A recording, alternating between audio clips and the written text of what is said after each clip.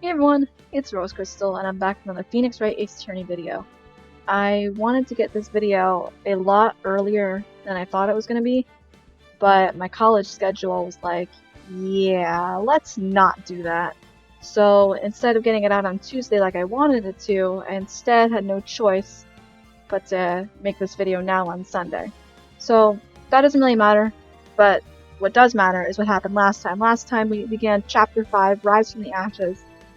And this time we are defending yet another prosecutor. But not just any normal prosecutor, the chief prosecutor, Lana Skye. So, without any further ado, we are going to start our first trial, Trial Former, Day 2. Let's do this! February 23rd, 9:34 a.m., District Court, Defendant Lobby Number 2. How'd the investigation go yesterday, Mr. Wright? Frankly, there are still a lot of gray areas. That there are! Or rather, the whole thing is one big gray area. Don't worry about me, no matter what the outcome. I'm ready to accept my fate. Oh, that's right, because she confessed to the murder last episode. But everyone has told us that we can't defend them. But we always come out on top, ladies and gentlemen, no matter how many game overs we get. I believe in you, sis. Mr. Wright, let me offer your word of advice. Yes? A defense attorney should never believe their client. The defense is called to trial because they're suspected of wrongdoing. Never forget that. Miss Skye, you remind me a lot of Mia. But there's one decisive difference between you and her, and that is, you're not a defense attorney. I believe it's almost time for the trial. Good luck, Mr. Wright. Thank you. I need the luck too, because my first trial without a Fae helping me. That too! Wish me luck, because I don't want to get multiple game overs. I don't want another death loop, okay? That was just a pain in the butt. Seriously, it was. No one's going to bail me out this time. No, they're not! I'll be alone in there. So I have to discover the truth all by myself. Let's do this, boys! Let's do it, Mr. Wright! I'll be with you the whole way. Please, Emma, please help us! February 23rd, 10 a.m. District Court, courtroom number 9. Number 9, boys! I don't know why I got excited over 9 over for some reason. Court is now in session with trial Miss Lana Skye. Defense is ready, Your Honor. The prosecution has been ready for a while, Your Honor. Edgeworth. It's been a long time, my guy. It's been 2 months, but I haven't been in a courtroom since this trial. Still, that's a while. I hope that person does not be a part of the proceedings today, Mr. Wright. I will choose the path I think is right, regardless of what those around me might say. The judgment to be made here is in our hands, not those of anyone else. Very well, Mr. Edgeworth, your opening statement, please. Chief Prosecutor Lana Skye has committed an unpardonable crime. Not only this, but she was rash enough to commit it in front of the prosecutor's office lots. Wow, he's much more forceful in person. Suddenly feel like confessing to everything. However, she will now pay for her rashness with her life. There was a witness to her crime. A professional witness.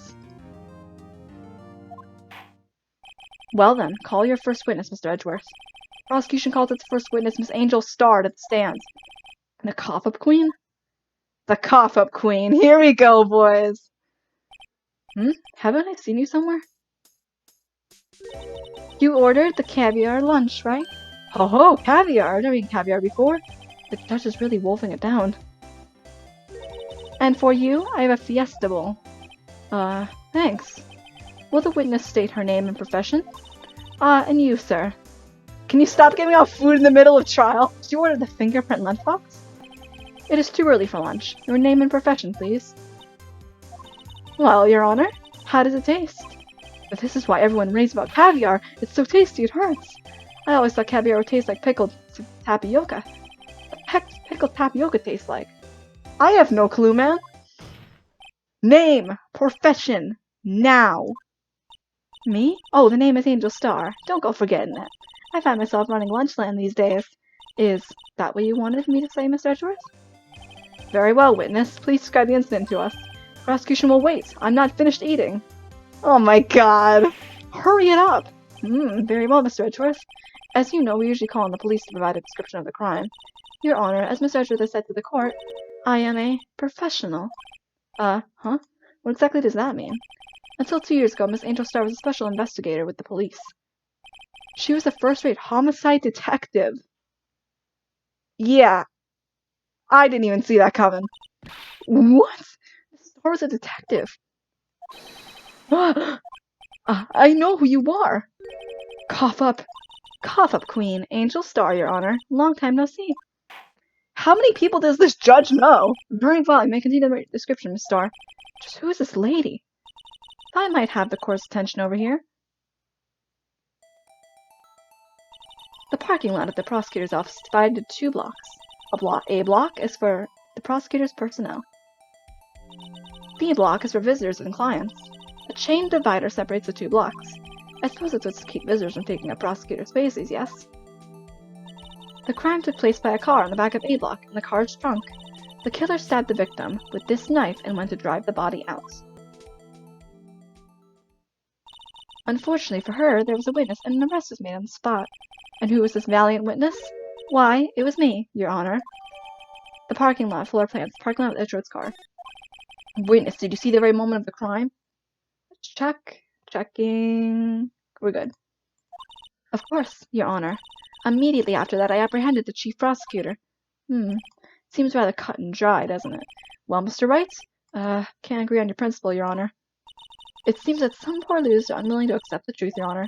Shall I proceed to crush what little hope they have remaining? If you can, then give them your worst, Miss Star.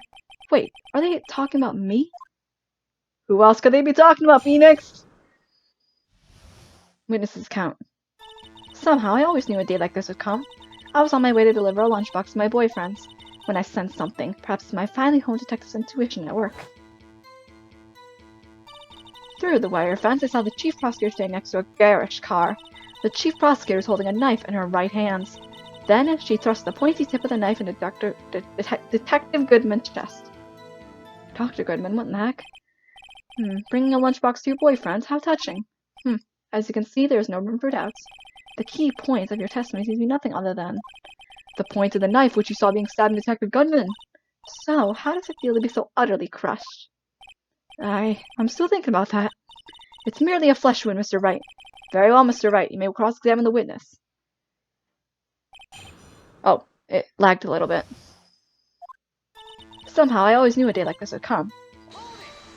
Let's just press everything. How do you know? I respect the prosecution's abhorrence of crime. Yet, their methods are ugly and twisted. Twisted methods will always lead to tragedy. The lunch lady's uniformed opinion is duly noted. Given that they are used to erasing inconvenient evidence at their whim... Oh, here we go, that's right. Killing off a detective that knew too much is merely an extension of that. Miss Starr, do you have something personal against prosecutors? I felt that I had found my dream job and became an investigator, and if I hadn't been laid off by those prosecutors over there, I'd still be one. Laid off? She was fired. To me, prosecutors are nothing more than worms. That said, I'm a pro. As you know, my testimony is unbiased and flawless. Very well. Let me continue, Miss Starr. Nobody's testimony is flawless, my girl. I know that too well. I was on my way to deliver a lunchbox to my boyfriend. Let's press that. This boyfriend. He's a detective. Not that boyfriend. Security guard. That boyfriend? You have several? Yes, this boyfriend, that boyfriend, the other boyfriends. Here to join? The yet another boyfriend position is still open for applicants. I'll stick with the lunches. Thanks. Note to self, judges think before replying. The security guard room is in the lot, in A block. It's up on the 2nd level, so you can see everything from there. That would be the room with the security sign. Incidentally, did you bring your lunchbox by car? Since I'm a visitor now, I parked in B block. So, she was in B block when she witnessed the crime. When I sense something, crosses my finely honed detective intuition at work. What makes you say that? You sense something? So you're saying you had a premonition of the murder. I felt like, how would you say? Oh, yes. It was like the feeling you get when you view a pumpkin chock full of seeds. I have no idea what that means. Speaking of detective's intuition. Wasn't the victim, Mr. Bruce Goodman, also a detective? Yes, well, he was like a young cheese. Young cheese? A pale white cheese, not yet tangy with experience in the streets. A greenhorn. Then it must be hard, yellowed and sharp as attacked. Yeah, with the odor of an old cheese to match. In any case, there in the lot, I felt something stirring at the back of my mind. Through the wired fence, I saw the chief prosecutor standing next to a garish car. By garish car, you mean? Mr. Edgeworth's car, yes. Mr. Edgeworth's?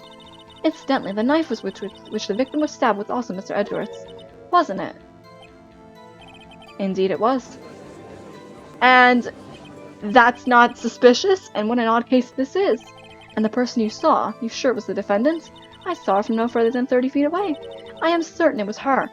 If she's telling the truth, we're doomed. Let's just do what we can. Even on any proof, we can always nitpick. Witness, in your testimony, clearly stated the following. Prosecutors are nothing more than worms. Ergo, you are a biased witness. You might want to keep those silly opinions to yourself in the future, rookie. Huh? Rookie?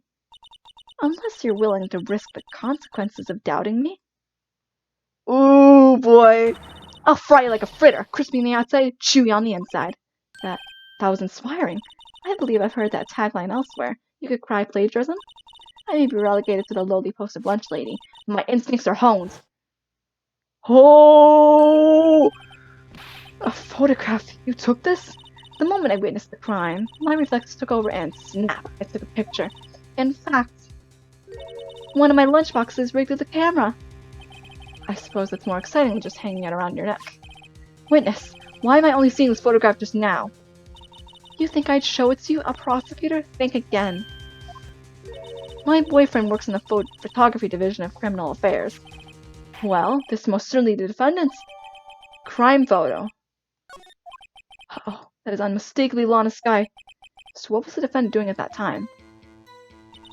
The chief prosecutor is holding a knife in her right hand. Tell me more about this knife that the suspect was carrying. Well, I'd say the blade is about 4 inches long. Is that right, Mr. Edgeworth? It is your knife, after all. Yes, that's about right. Prosecutors are by nature well versed in the location of a man's vital organs. I'm sure it was easier than boiling an egg for my egg salad surprise set. You can't testify as your ability to kill an egg. I mean, a person. Perhaps the chicken salad set would have been a better metaphor? So the defendant was holding a knife. What then? Then, she thrust the pointy tip of the knife into Detective Goodman's chest. Tell the court why you didn't try to stop this crime. You did see her raise the knife to strike, no? The defense has a point. Unfortunately, by the time I realized what was going on, it was already too late. Too late? Yes. The next moment, the chief prosecutor brought down the murder weapon. I see. It's only a flesh wound, Mr. Wright. We can make it. Said that before. Anything else? Scientifically speaking, Miss Starr's testimony is flawless. Sounds pretty fatal to me. What do we do? Is this my sister guilty? Let's just keep our heads and cool and press the witness a bit, shall we? For some reason, having her panicking next to me makes me calmer. Don't smile like that! Somehow, I always knew a day like this would come. Okay, that was the end of the thing. I was on my way to deliver lunchbox to my boyfriend. When I sensed something, it caused my finely honed detective intuition to work. Through the wire fence, I saw the chief prosecutor next to a garish car. Okay. Garish car. We all know she was by the in the B block when she witnessed the crime. She said she saw the chief prosecutor in the garish car, yet she took the photo. How could she have witnessed the crime? Objection! Wait, what I just said, that sounds totally contradictory. Okay, crap. No, she witnessed the crime and took a photo, hence the photo, but chief prosecutor's holding a knife in her right hand. Actually, here it is. If she was holding a knife in her right hand, what does this photograph reveal? Objection! And you witnessed this? You saw Miss Skye stab the victim with the knife. As I've already said, yes. I swear it on my finest salmon swirl lunch. I'm sure that was a fine lunch. But isn't that odd? Look at this photograph. This is the photograph you took at the very moment of the crime, is it not? Okay, checking. Yep, we're cool. And then why is Miss Skye not holding a knife? Mr. Edgeworth, your thoughts? And it just stopped. Thanks for making me feel worthless, Judge. Objection. It had to be the weakest objection ever, Edgeworth. Yet it was still stronger than your ever-feeble mind, Mr. Wright. What do you mean, Mr. Edgeworth? This photograph was not taken the moment before the stabbing. This was taken the moment after the stabbing. The blood on her shirt. Objection, boy! How can you tell that? Blood splatter. There we go. I don't know if I'm working for the prosecutors or the defense, but I just saw the blood splatter, so I think I'm working for the prosecutors. Huh? See the dark chrism stains on the chief prosecutor's coat? But it's a black and white photograph! Ah, yes, it's hard to tell, but this could be blood. Well, Mr. Wright, I see no problem here. No problem, except you. Mr. Wright, are you going to just sit there and take that kind of abuse? Got a better idea? Objection, boy! Wait, that contradicts the witness in her testimony, namely, that she took the profile picture the moment she witnessed the crime. Well, it seems that was slightly unclear. My apologies. That's it? If you run out of lunch, you order seconds. Problem solved. If you don't like it, try ordering a jumbo-sized lunch from the get-go. Good advice. Not sure I understood it, but good advice. I didn't have time to stop her. Prosecutor Skye was cold, calculating, like a robot. She killed without pain or remorse. It was a premeditated murder. Nope! Premeditated. How'd you know? Look at the chief prosecutor's hands in that photograph. Well, are those gloves? Surgical gloves made of thin rubber, most likely. Why would she have those on? If it was not premeditated, she would not be wearing those gloves. What? Crap! Gloves do seem to tell a tale of premeditation. Premeditated murder, a serious offense. Witness, add this to your testimony. The murder was planned. The rubber gloves prove it. And what proves it from that point? What if she was just in the habit of wearing gloves, like driving gloves? The gloves were admitted as evidence when the defendant was arrested. You have rubber gloves, of course, the kind used for autopsies. In other words, when the chief prosecutor came to the crime scene, she came to do murder. It's the only possible conclusion one can make. Everything was planned. It was a premeditated crime. Impressive. I'm sorry they took you off the force, Miss Starr. This is bad. She's got them thinking this was all planned. If she can prove this claim, the trial's already over. I've got to think of a way to show that this wasn't premeditated. It's only a flesh of a story can make it. Okay, so that's like the end. If she says this, it's the end. Okay. So, I'm thinking, since that was added to the new part of the testimony, if this was all plans...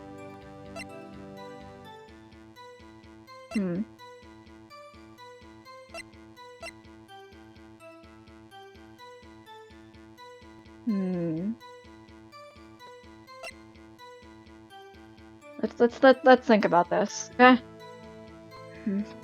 Murder is planned, the rubber gloves prove it. Hold on. I'm gonna be right back. Okay, so I was thinking about it while I was away, and this is the conclusion I came up with. So, if she thinks the murder was planned, that most likely it led me to think, okay, the rubber gloves prove it, the murder is planned. I was thinking it might be the phone, because she made a call to her sister Emma 5:18 on the day of the murder, and we know, thanks to Edward's parking stub, she entered the lot at 5:12 p.m. 6 minutes before the murder. So I'm thinking she called on the phone afterwards. Objection! The witness... Okay, nope. Okay. So it's all planned. I'm thinking it might be the parking stub. So... let's try it. Objection! Nope. Even worse.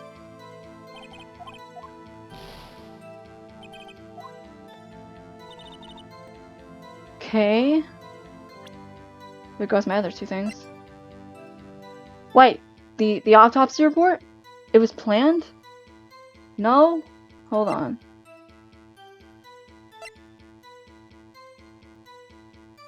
Let's check this real fast. I don't think this will prove anything. Was it planned? The rubber gloves prove it, but there's no evidence.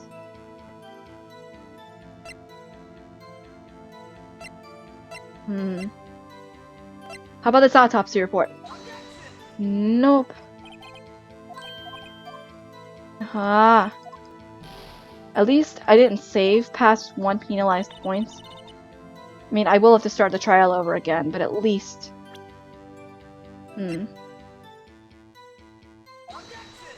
Nope.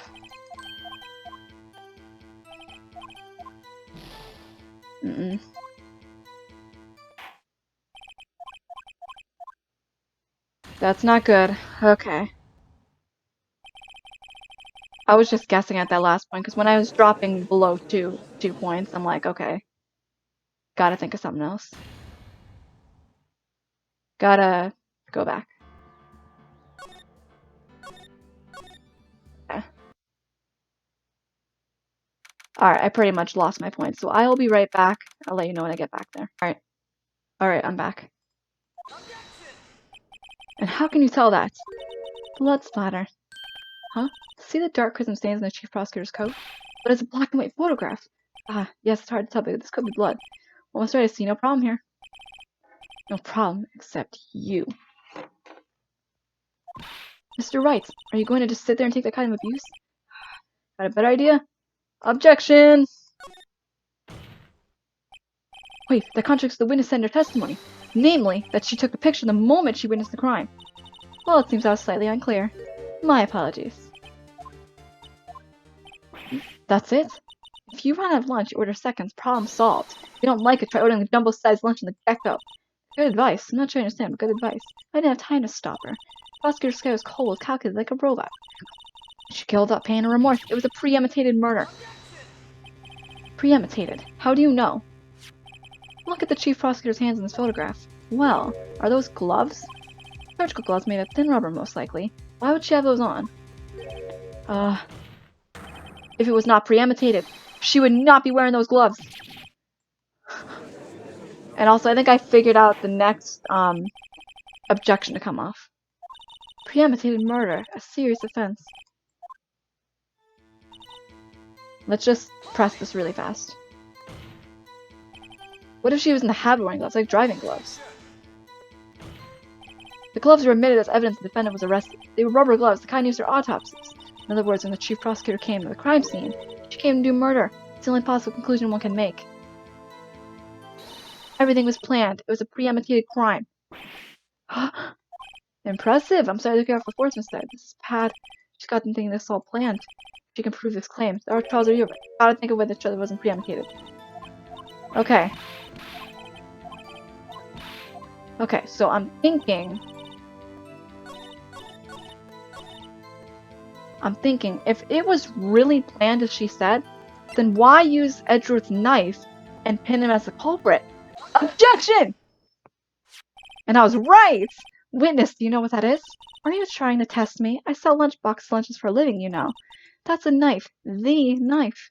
Yes, the knife. The knife that was in Mr. Edgeworth's trunk. Indeed, it is my knife. Yes? What's with this case? Wait, oh wait, the defendant is chief prosecutor for the district, right? Mommy, are prosecutors bad people?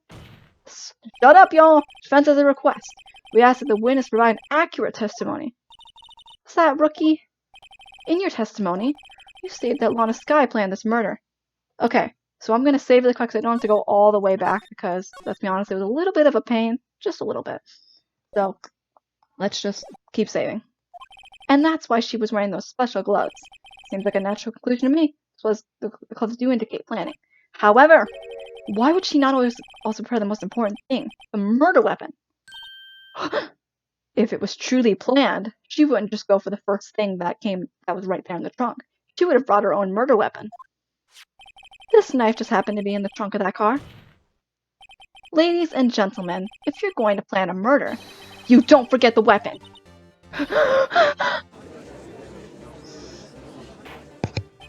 I don't know, what was that gasp? I just did whatever came to mind. Order! Order! Great, now the tide is turning in our favor. Great show, Mr. Wright. This is as good as free. Uh-oh. I know that look. Right? I believe the next lunch you'll be eating is humble pie. What? I hope you weren't deluding yourself into thinking that the tide has turned. Not over such trifling detail. But this shoots a hole in the whole premeditated theory. Bah! The prosecution could care less if it was premeditated or not. The only one who seems to care is that lunch lady over there. The defendant, Lana Skye, murdered a detective with a knife. That is the only thing the prosecution needs proof. Nothing else. Very good, Mr. Prosecutor. I suppose you think you're clever now. But you know as well as I do that she planned on killing him. It was planned. If it wasn't, why would she have been wearing... I believe I'd like to hear your testimony again. Witness, please tell us what you saw and not what you thought. How dare you? My powers of deduction are not to be underestimated! Really now. Angel's deduction. Keep it coming. We'll keep the contradictions coming. Lana Skye intended to murder Detective Goodman. That's why she called the victim all the way to the prosecutor's office. I'm sure the chief prosecutor had a grudge against the victim. Nothing else could drive that human machine to plunge a knife in again and again. The victim was summoned from the police department to the prosecutor's office. It does sound like a lot like premeditation, doesn't it? So if I ordered a pizza, does that mean I'm planning to kill the delivery boy? In any case, the defense may now cross-examine the witness. I found a contradiction when I was searching through that. Allow me to prove it to you. Lana Skye intended to murder Detective Goodman. What gives you that idea? You said that, but you haven't told us how you know. That's what I'm about to tell you, rookie. I believe what she just said. It was a mere prelude to the story she was about to tell. Try not to interrupt her again. Rookie. Never interrupt a storyteller. It's like pulling a bun out of the oven half-baked. Something's half-baked here, alright, and it's you. Try not to confuse the defense witness. They're not very quick on their feet. Now, why do you believe the suspect had intentions to murder the victim? Her actions speak for themselves. That's when she called the victim all the way to the prosecutor's office. You have no proof that Miss Skye called him there. You have no proof that she didn't. Mr. Edgeworth, thoughts? There is no record of a call made on the defendant, Miss Lana Skye's phone. She might have written him a letter. Come on, you could have tried public phone at first, at least. In any case, the victim came to the prosecutor's office where he was murdered. I'm sure he had a reason to be there. Witness? Why do you think it was the suspect who summoned the victim that day? I'm sure the chief prosecutor had a grudge against the victim. I don't think so. What kind of grudge? Well, I wouldn't know that. Of course you don't. That's because she didn't have a grudge. Rookie. I have a lunchbox here. Now, what's inside? How am I supposed to know? See? We agree that there's a lunchbox here. We don't know what's inside. A person's life is like a lunchbox of pretzels. Don't you agree? I get it. That's why my lunch was so salty. This judge isn't very good at metaphors. The suspect had a grudge against Detective Goodman. Will you tell us your basis for thinking this? It's simple. Nothing else could drive that human machine to plunge a knife in again and again. That's where the contradiction lies, but let's press this first. Just in case. A human machine has a contradiction! Please. Can't you find fault with something of substance, Mr. Wright? Note yourself, Mr. Edgeworth's eye smelled like searches for it. You see again and again. How does she stab him exactly? We often say chop into 1,000 pieces, but we don't actually mean 1,000 pieces. What difference does it make if the deed is done? How come she's getting mad at me? Let's just say she stabbed him several times and leave it at that. Leave it at that. This is a murder case, people. Mr. Wright, you should speak up if you have an objection, you know. If Stars turned out to be short-tempered as she looked when she met her. Challenging her abilities as a detective would really set her off. The short wick burns out the fastest. It's scientific fact. I wonder, wouldn't it depend on the size of the candle? I mean, add more wax and even a really short wick will burn longer. Obviously, more scientific testing is required. Okay, I'm gonna tell you where that contradiction is. She said that human machine that plunged that knife in again and again, but according to this autopsy report, she only stabbed him once. How do you explain that away, Angel Star? Objection! You say she stabbed him again and again. Well, you couldn't have witnessed that. Only an android could. Your favorite boy, Connor. The android sent by Cyberlife. Are you testing me? Then I'll test you. And yes, I've played Detroit Become Human. It's a fun game. With my moss surprise. I'm afraid the moss is growing under our feet as we wait, Miss Star. Huh? What do you mean? I shouldn't have to explain this. But take a look. The autopsy report states that death was due to a loss of blood from one stab wound. Not 27, just one. Aha! No, not 28, just one. You're right, good show, Mr. Edgeworth. What a hunk, he's my hero, really. What about my objection? No one noticed? Well, witness. You got the crime scene set, right? Oh, thanks. I always believed that no one could ever mistake ketchup for blood. But now I realize that such mistakes are possible. So, you're saying you mistook something for blood? When she lifted her knife, I thought I saw blood at her breast. Splatter blood from her victim. That's why I thought she must have stabbed him at least twice. Then tell us what you thought was blood. Testify. Her red muffler looked like blood to me. That's how ghastly the whole scene was. Her red muffler. Yes, like a scarf. The chief prosecutor always wears one around her neck. So she can be easily hanged at a moment's notice, I suppose. Huh, jeez. Did you really have to go with that dark of a joke? He's right. Miss Skye was wearing a red scarf, wasn't she? But wait, isn't it odd that you mistook that for splattered blood? Well, people often mistake my beard for a bib. A judge with a bib. That's why this place feels so much like kindergarten sometimes. Actually, I do think I saw some traces of blood on your chest. However, the autopsy was clear on this matter. There was only one knife wound. Apparently, Miss Starr isn't entirely sure of her own testimony. Mr. Wright, Sir Chance. Chance for what, I wonder? Miss Starr is trying to be short-tempered. Chance, and then... Okay. So we have to keep pressing those new testimony things keep popping up. The whole gas of the scene was. She said she wore a red muffler, correct? But this crime scene photo. If she truly gotten blood on that muffler, wouldn't it have gotten on the shirt too? Objection! If it was truly red. Miss Starr, I demand an explanation. I am on a roll today. The witness is clear enough to do detective work. What? This was not wearing a scarf or muffler of any kind when she stabbed the victim. And you've proved it yourself with this photograph. Oh, there it is. I thought it was just a shirt, but apparently she was not wearing a scarf. Huh? That can't be. Only a professional lunch lady can be so utterly clueless. Congratulations. Perhaps you finally found your true calling in life. Harsh words, but good. And Mr. Edgeworth prevails. What was my objection? Chopped liver? But it was there. A scarf? No, not that. Something red. Really? Well now, where were we? The witness has given us an entire entertaining interlude, but back to business. What? Very well, witness. Continue your testimony. You saw the crime and apprehended the suspect.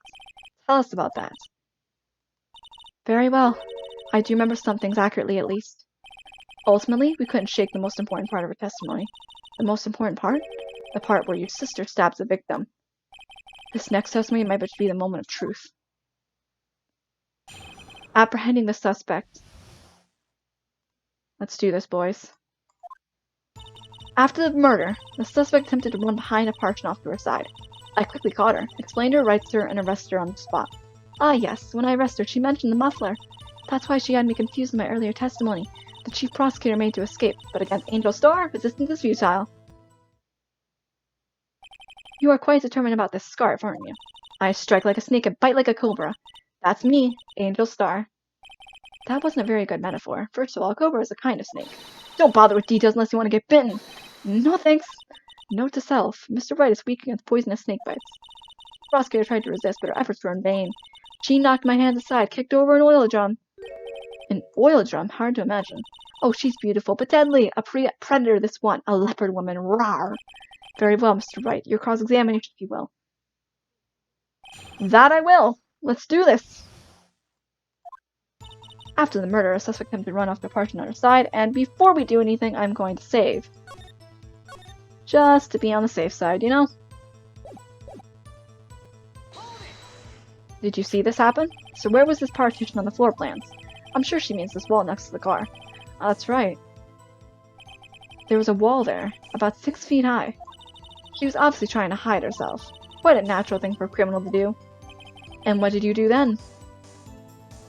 I quickly caught her, explained her rights to her, and arrested her on the spot. But if you're a detective, you can't legally arrest someone, can you? Or I don't know how that works. You say quickly. Were you close to the suspect? As I just said, I was only 30 feet away from her the whole time. Maybe I should press for more details? Abso-frickin-lutely. And I love how they switched it on us. I'd like to see this on the floor plan, just to be safe. The Lunchland car was... She was a visitor, thus she was parked in B block. So you witnessed the murder from here. That would make it about 30 feet from the car, yes. Is that correct, Miss Starr? Yes, that's right. But there was a chain link fence in front of you? I went over it, of course. Amazing, the Cover Queen, lunch lady athlete indeed. It'd have taken her a little time to climb over the fence, but she couldn't have gotten to my sister that fast. Yeah, that fence is about 9 feet high, too. So how did Miss Skye not get away? That's the real question. Ah yes, and I arrested her. She mentioned the muffler. Well, why would she do something like that? She mentioned the muffler. What exactly did she say? If I remember exactly, I would have told you in my testimony. Cheeky. Anyway, all I heard was that she said the word muffler. Just that one word? So, what you heard wasn't the suspect talking to you, but to someone else? Yes, the chief prosecutor was talking to on her phone. Her phone? She can't mean. Ask further, boy! By phone, do you mean the cell phone discovered at this crime scene? Yes, ultimately. Ultimately? My memory. It's like a salmon heading upstream, you see? No, the court doesn't see him, Miss Starr. The chief prosecutor first attempted to use the phone hanging on the wall. On the wall? That's right. Near the car, there was an emergency phone on the wall. Apparently it was out of order, and so she used her cell phone. Indeed, the emergency phone was out of order that day. Good witnessing, witness. Good witnessing? Whatever happened to good testifying? You should, of course, add this to your testimony. The things I do to please this rookie defense attorney. The word muffler is overheard during a call made to Emma at 5:18. I saw it, how she tried to use the phone on the wall but had to use her cell instead. Do you think you'd restate your testimony for the court? Aha! I was going to ask you the same thing. I'll only say this one time, so listen closely, bookies.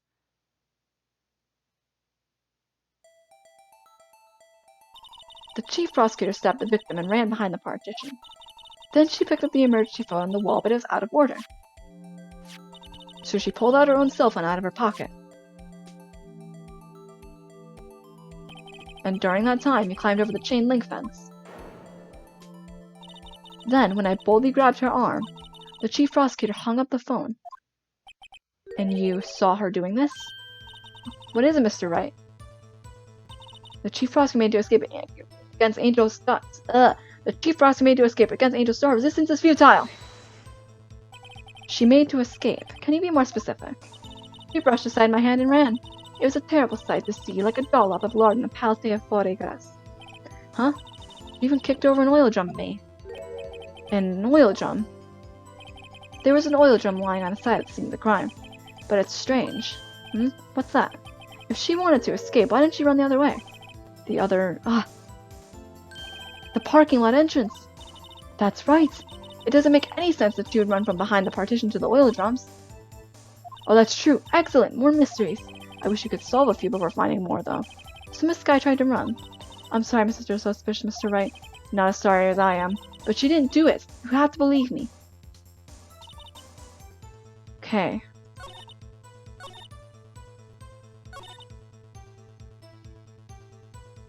She used her cell instead, and she was caught then. Wouldn't Emma have heard this? No? Okay.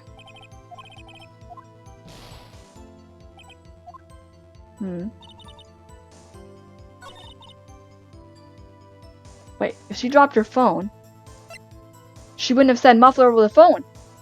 If she was truly caught as fast as she said, she wouldn't have time to call her sister. Nope. Witness to stay.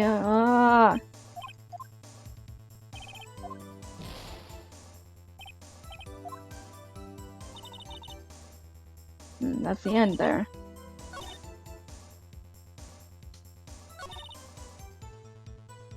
Okay, it might be here. If you quickly caught her as quick as you claim, she wouldn't have time to call her sister. Okay, it's clearly not the phone. What? I'm just determined because they were talking about the phone non-stop.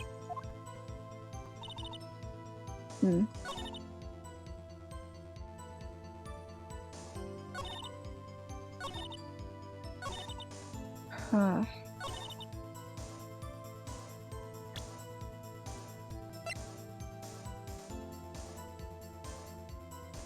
What about the floor plans? No.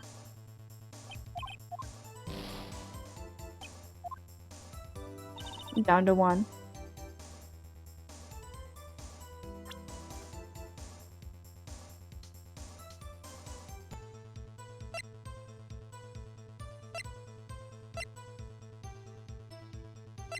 She had run by this point.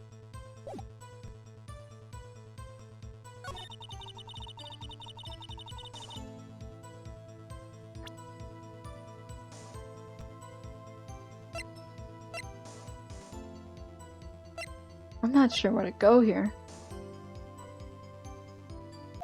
There we go! Of course, add one thing. Miss Starr, to conclude that you have a personal grudge against Miss Lana Skye. The witness is a former detective. Her testimony is unmarred by personal bias. Well, who would have thought you would be my knight in shining armor, prosecutor? You, who together with the chief prosecutor, kicked me out 2 years ago. Wait, what? Well, Miss Starr? This is a fatal contradiction with your testimony. How do you explain this? I don't know what you're talking about. Mess with me, and I'll make you cough it all up. Ahem, let's look at the floor plans. You said you witnessed the crime from this point. However, if that's true, you couldn't possibly see Miss Skye making that phone call because of the wall. I believe you see what I'm getting at. That emergency phone was on the backside of this partition. If indeed you were in B block, you couldn't have seen it.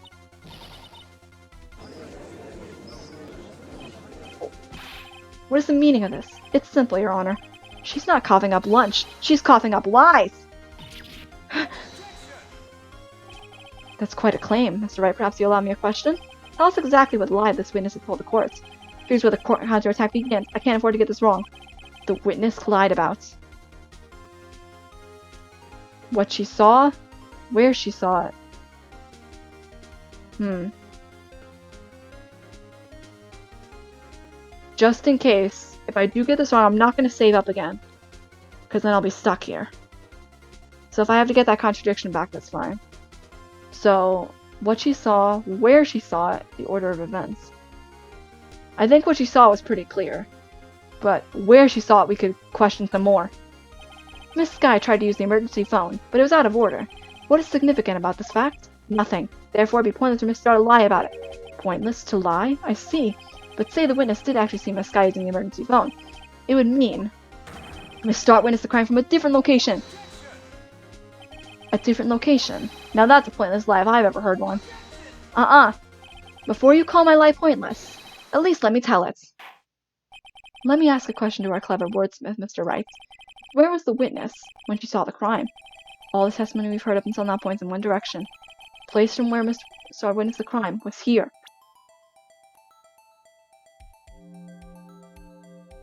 If she couldn't see beyond here, I would say if Lana Skye was right here, I could say maybe she had seen... Okay, Lana Skye was right here, correct? So, she had mentioned in her earlier testimony that you could see everything from the second floor, so I can only assume she witnessed the crime from the security room. This is the only place where she could have been. The security guard room? Indeed, the security guard room is the underground parking lot as well positioned. It's built on the second floor, so you can see the entire lot. She would have been able to see the emergency phone from here. Indeed. But why there? There are many places she could have seen the phone. Not in this case, Your Honor. The witness, not being part of the prosecutor's office, couldn't park in A block. The only place she could have seen the crime and the back of the partition is here. I remember in your testimony you said you brought a lunch to your boyfriend in the security guard room, yes? Well, Miss Starr? How many years have I been getting the better of men? To think that the tables could be turned. Today, a man has gotten the better of Angel Starr.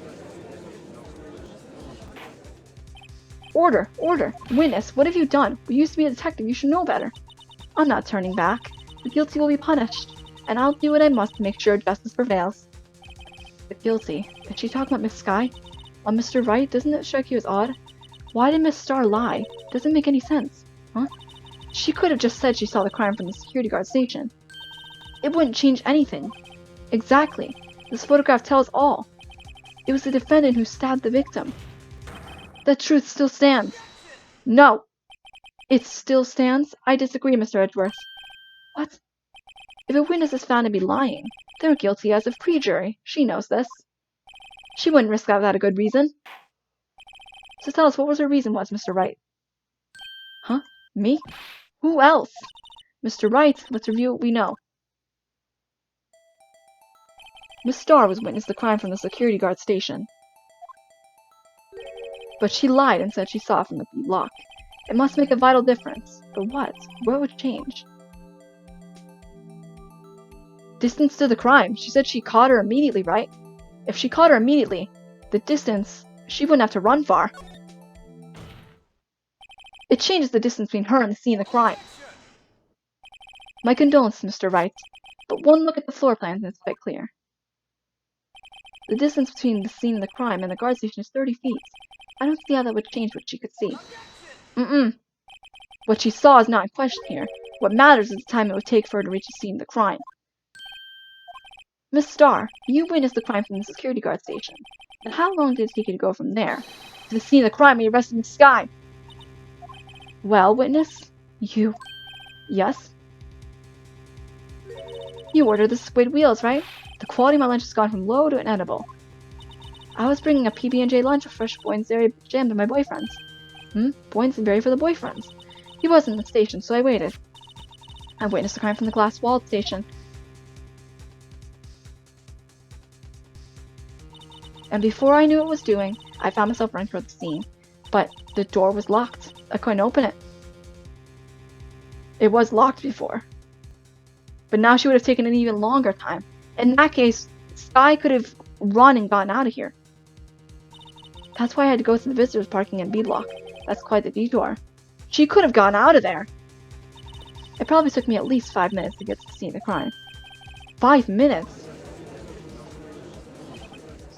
This changes things considerably. But it was that woman over there in the defendant's chair who stabbed him. I know it. I have photographic evidence.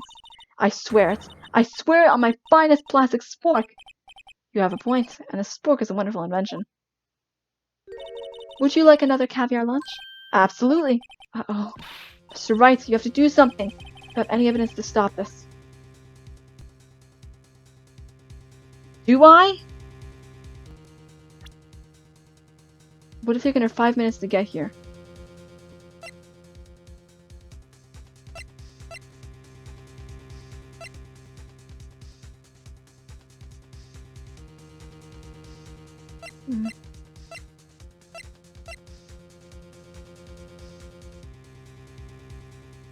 I might. But it's very tricky.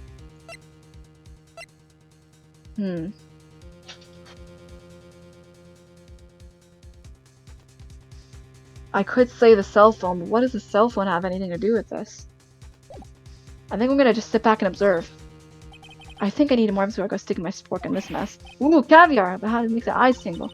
Mr. Wright, no evidence can win against the raw power of caviar. It's a scientific fact. Something that's left is your strong presence and deaf power seduction. Let's screw this lid back on those overpriced fish eggs. 5 minutes between the witnesses. Okay, apparently we go to the right answer. Because I thought I didn't have any evidence to stop it. 5 minutes between the witnessing the murder and the rest. Think about it. You couldn't make pasta in the amount of time if you like al dente. I've got lunchboxes that tie pasta in knots, rookie. A 5-minute blank. Isn't that strange? Strange? If you were a criminal, what would you do with 5 minutes, Your Honor? Well, I guess I'd flee the scene. Hey! Don't get the wrong idea. I didn't kill anyone. But you have the instincts of a killer. You will run. But this time was different. Miss Skye dawdled the scene of the crime. She had her picture taken. No true criminal would act this way. It's inconceivable. You... Well then, seems you've come to the end of this testimony. The witness has a grudge against the defendant and a blank in her testimony. Mr. Edgeworth, next witness ready to go? Unfortunately, I appear to have overestimated this witness on account of her professional history. You did it! We screwed that can shut, Mr. Wright. That was too close. I'm afraid that the Coffin Queen has been dethroned, and with that, court is adjourned. At least— Whoa, wait! Hold on! It's not over! You still have more? Mr. Edgeworth, you ordered the squid wheels, right? That's the one she tried to foist off on me! I prefer not to take the defense's team leftovers. Anything else to say? I might be able to save you. I have decisive evidence. What was that? Is this another one of her trick lunchboxes? My apologies, but we have no further questions to ask you, Miss Starr. Is this your jumbled lunchbox? Whoa, a triple-decker! Out of defense, the witness testimony allowed. One more testimony. Let's hear about this decisive evidence. Like the lunch lady motto says, you won't be disappointed. What's she going to pull out of her lunchbox this time? Sites of evidence. She's still going, my guy. Wait. Still going. Okay. Thankfully they didn't end the recording. I should have mentioned that those 5 minutes and I wasn't looking at the crime scene. And now, to the matter of the victim's shoe. Did I not bring this up? 2 types of blood were found on the shoe. One was, of course, the victim's, and the other blood type matched that of the defendant, Miss Lana Skye. This shoe proves it. It's flawless decisive evidence. What? There was blood found on that shoe? Try Lunchland for all your lunch and decisive evidence needs. No! Witness, what's the meaning of this? Why is the first time I've heard of this evidence? Simple, as I've already said. I don't trust you with evidence, Mr. Edgeworth. Is this still recording? Hopefully, maybe. That's why I took the liberty of investigating this myself. And you had blood tests performed. Didn't I mention? I have 3 boyfriends in forensics.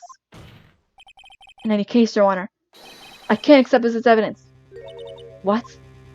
You must know the 2 rules of evidence law. Rule 1, no evidence shall be shown without the approval of the police department. In other words, the shoe is illegal evidence, at least for the time being. Is that right, Mr. Wright? Seems so. Edgeworth sure is celebrating. Not so fast, Mr. Edgeworth. Don't forget, I used to be a detective, as I mentioned previously. This shoe has already been tested by a member of the forensics department. As you can see, it was approved by the police department as of today. Even the general public can produce official evidence, Mr. Edgeworth. Is that right, Mr. Wright? Seems so. Edgeworth's looking pretty sullen. You could at least study some evidence law, really. The prosecution's complaints notwithstanding, it appears that this evidence satisfies the first rule of evidence law.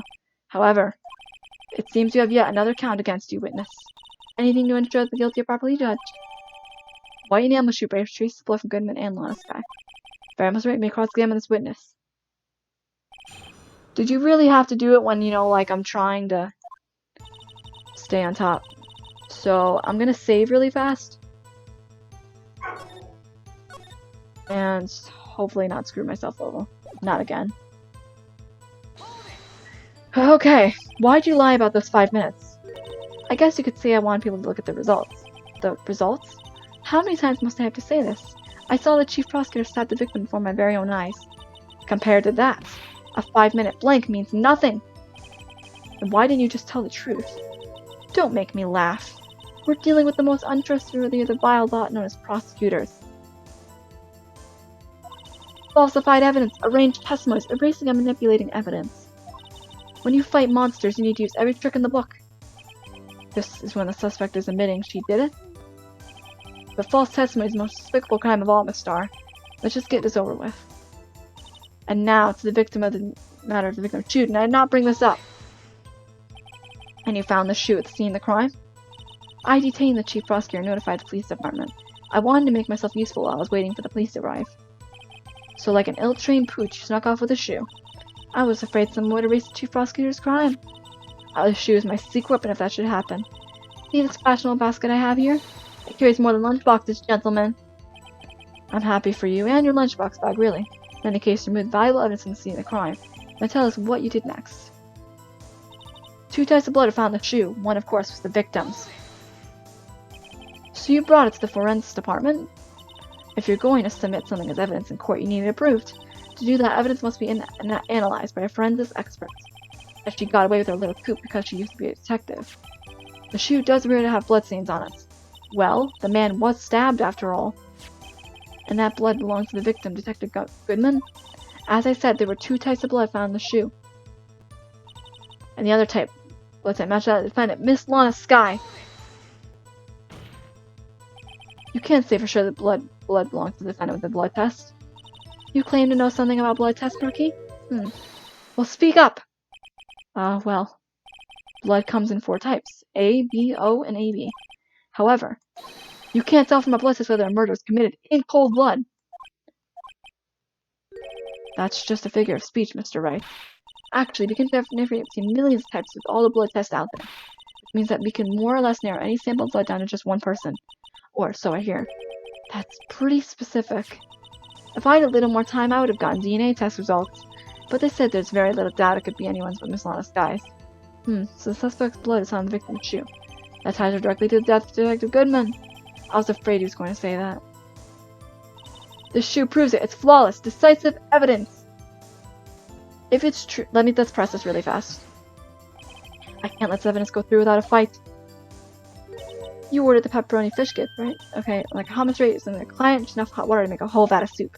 Mr. Wright, do you not have a problem with the shoe? Problem? It's critical. It's a problem with the victim's shoe. There is! If I'm not imagining things, I'd say there is one critical problem with this evidence. A clear contradiction. That gleam in your eyes, you're still young, rookie. I'd give you a peppered fish gut right now, but you couldn't take the heat, could you? Let's see what Mr. Wright has to say. What is contradictory about the victim's shoe? Show us the problem with this evidence. I'd say for one, the blood down here. I wonder if you noticed. There's blood on the bottom of the shoe. Don't mess with me, rookie, or it'll be your blood on the bottom of my shoe. Indeed, there seems quite a bit of blood on the bottom of the shoe. Makes sense. The victim was stabbed with a knife. What could possibly contradict with blood on the bottom of the shoe? Well, for one...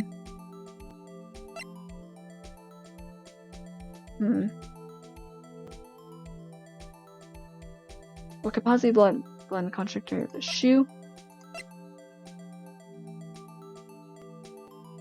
I would think the shoe itself, because... Wait.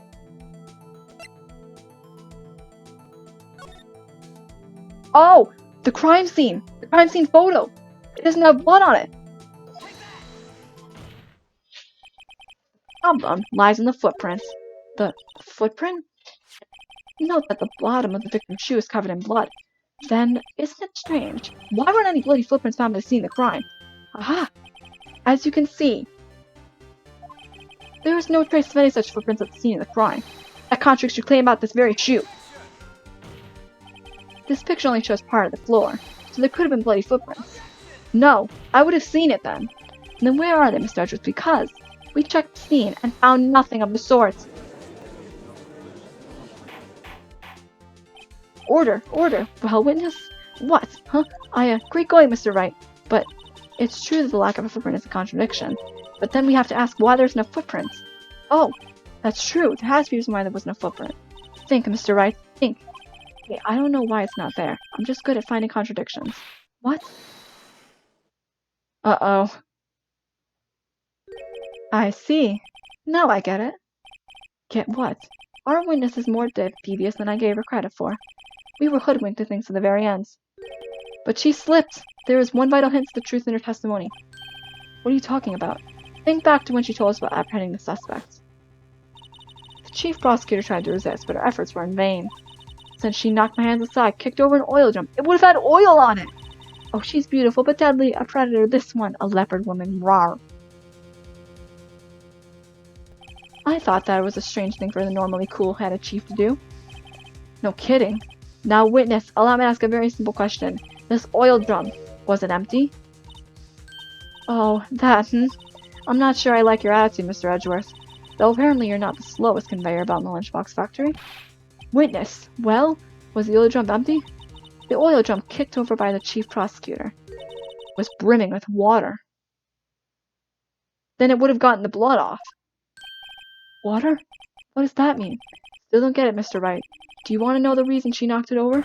The real reason? Aha! You don't mean... Yes, the suspect knocked over the oil drum for one reason and one reason alone. To erase the bloodstains and become evidence against her. That ties things up quite nicely. The bloodstains left on the victim's shoe tie her quite clearly to this murder. Then, after the deed was done, she knocked over the oil drum to erase the telltale signs. But that's a prosecutor's specialty, erasing evidence. That reminds me, Miss Skye's right hand was hurt. Didn't she say she cut herself when she stabbed him? So that's when my sister's blood got on the shoe? Well, I see no reason to prolong this trial. Mr. Wright, do something, please! What? What can I do? Your sister has confessed the crime and she has tried to conceal it. But... Enough. There is no need for further debate. The verdict, Your Honor. Very well. But Angel Star is on the prosecution's side. She could have been lying about the water. This court finds the defendant, Miss Lana Skye. Please, hold it! Who is it now? Little girl. What did you just say? Huh? Me? Did you say that I, Angel Star, was on the prosecution's side? Well, yeah, you are. You're saying my sister hid evidence by erasing the bloody footprints. Well. I thought you had your fill, but here you're demanding a second helping. Another lunchbox. A lunchbox called evidence. How much more can she go? Wait, witness, don't tell me you have something else. The time for deliberations is past. Any further comments you held in contempt of court? Your threats don't scare me, the cop-up queen. Look at this! Whoa! A photograph. I had it just in case anyone had the gals to suggest that the white shoe didn't belong to the victim. I see no room for error in this evidence. Mr. Wright, wait! Look at the asphalt in this photo. Hey, it's clearly wet! Erasing the last trace of doubt from the court's mind, immediately after the murder, when she was washed with water. I'm sorry, Mr. Wright. I guess I couldn't help after all. It's not your fault. I knew I couldn't win this case in the beginning. And seems this is what your sister wanted anyway.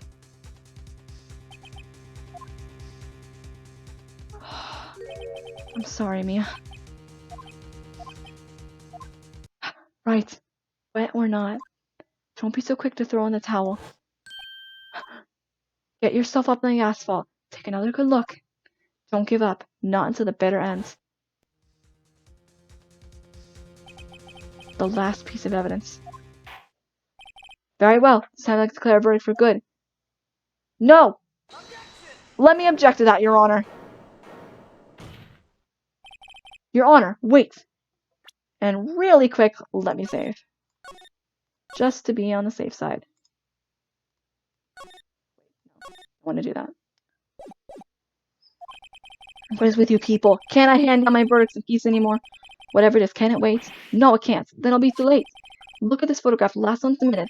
This trial isn't over. Until we give each piece of evidence proper consideration. So, Mr. Wright, are you saying that there is a problem with the latest piece of evidence? Yeah, I'll think later.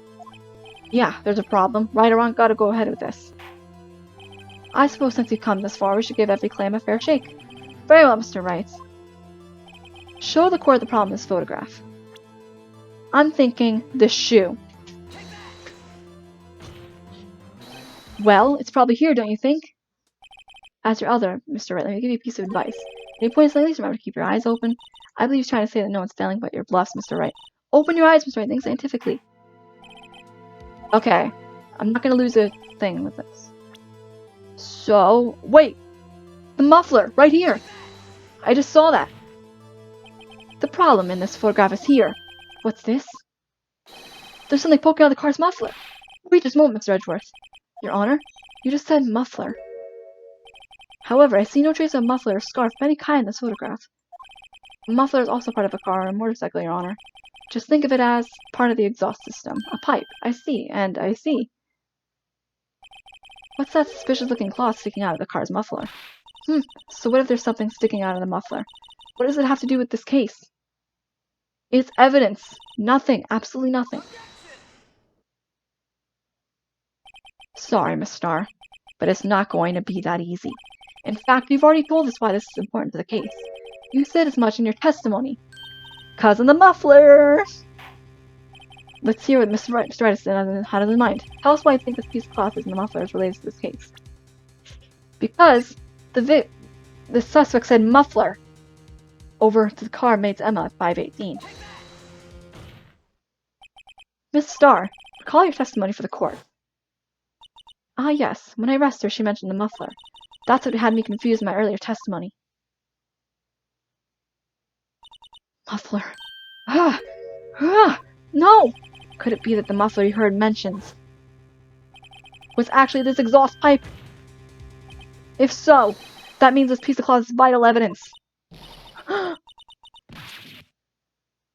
You're done, Star. I am vibrating right now. Seems to still have to suspend the proceedings. Suspend? I find myself wondering about that piece of cloth. If you leave any question unanswered, we do a disservice to the law. Hear the car at the crime scene inspected at once and bring me that cloth. The verdict will wait until after we've seen all the evidence. Agreed? I suppose so. Phew, that was close. But we made it. At least for now. This court will adjourn for a 30-minute recess. It's lunchtime after all. He's still hungry? To be continued. Day 1 is done, or at least day 1 of trials is done.